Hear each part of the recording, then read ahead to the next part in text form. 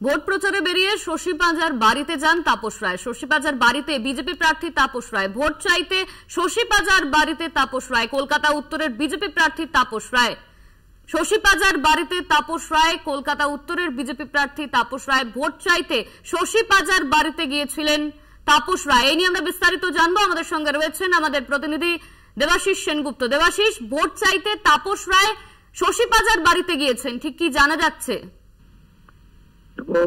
দীর্ঘদিনের কংগ্রেস কর্মী ছিলেন এই তাপস রায়। পরবর্তীকালে তিনি তৃণমূল কংগ্রেসে যোগ দিয়েছেন। আজকে তিনি ভোট প্রচার যখন করছেন ওই চিত্তরঞ্জন এভিনিউ অঞ্চলে, সেই সময় তিনি যান অজিত পাঁজার বাড়িতে। সেখানে গিয়ে প্রথমেই তিনি অজিত পাঁজার ছবিতে মালা দেন এবং তিনি সেটা জানান যে অজিত পাঁজা তাদের নেতা। তাদের একটা সময় অজিত পাঁজাকে দেখি তারা রাজনীতি করত এবং অনেকেই তাপস রায়ের মতো অনেকেই কংগ্রেস কর্মী পরবর্তীকালে যারা তৃণমূল কংগ্রেস করছে তারা তাদের নেতা ছিলেন এই অজিত পাঁজা এবং তার প্রতি শ্রদ্ধা জানিয়ে তিনি তার প্রচার করছেন। পাশাপাশি তিনি জানিয়েছিলেন যে যদি শশী পাঁজা এবং পূজা পাঁজার সঙ্গে দেখা হয় তাদের কাছেও তিনি ভোটের আবেদন করবেন। মূলত ভোট প্রচারেই তিনি বেরিয়েছেন।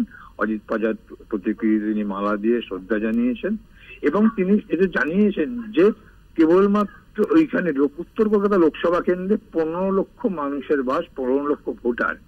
সেই ভোটারদের মধ্যে দুজনের কাছে তিনি ভোট চাইবেন না, বাকি সকলের কাছে ভোট চাইবেন। এই সুদীপ বন্দ্যোপাধ্যায় এবং নয়না বন্দ্যোপাধ্যায়ের কথা না বললেও মোটামুটি তাদের এই দুজনের কাছে ভোট না চাওয়ার বিষয়টা স্পষ্ট হয়েছে। জানো, কিছুদিন আগেই তাপস রায় তৃণমূল কংগ্রেস ছেড়ে তিনি এসছেন এবং দীর্ঘদিন ধরেই দেখা গিয়েছে তাপস রায় এবং সুদীপ বন্দ্যোপাধ্যায়ের মধ্যে একটা মনোমালিন্য চলছিল। সেই জায়গা থেকে দাঁড়িয়ে তাপস রায় তিনি তৃণমূল কংগ্রেস ছেড়ে বিজেপিতে যোগ দিয়েছেন এবং বিজেপির পক্ষ থেকে তিনি বিজেপির প্রার্থী হিসাবে তিনি ওখানে মনোনয়ন পেয়েছেন। অপরদিকে তৃণমূল কংগ্রেসের প্রার্থী উত্তর কলকাতায় সুদীপ বন্দ্যোপাধ্যায়।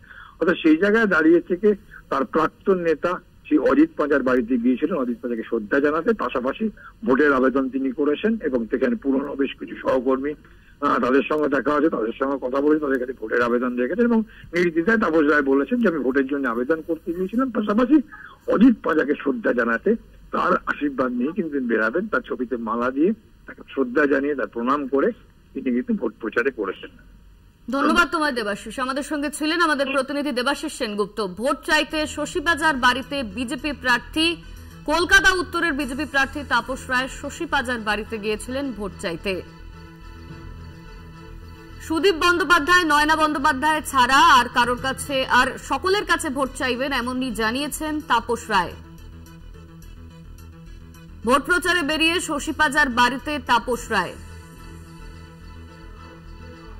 ভোট চাইতে শশী পাঁজার বাড়িতে গিয়েছিলেন বিজেপি প্রার্থী তাপস রায়। তিনি জানিয়েছেন সকলের কাছে তিনি ভোট চাইবেন। সুদীপ বন্দ্যোপাধ্যায়, নয়না বন্দ্যোপাধ্যায় ছাড়া আর সকলের কাছে ভোট প্রার্থনা করছেন তাপস রায়, এমনই বলেছেন তিনি।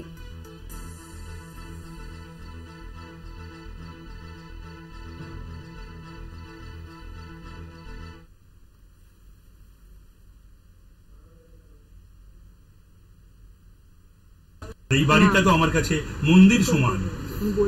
এই বাড়িতে 79 সাল থেকে আমার নাগারে যাতায়াত ছিল। জয়া বৌদির স্নেহ আদর এবং এবারে সকলেরই, তাই তাকে প্রণাম করতে এসেছিলাম। স্বর্গত অজিত পাঁজার আশীর্বাদ দিতে এসেছিলাম। এখানে দেখা হয়ে গেল ডক্টর শশী পাঁজার সঙ্গে। আমার কাজটাই তো এখন 15 লক্ষর ওপর যে মানুষ, দুজন ছাড়া সকলের কাছে ভোট ভিক্ষা করা। এটা বুঝে না।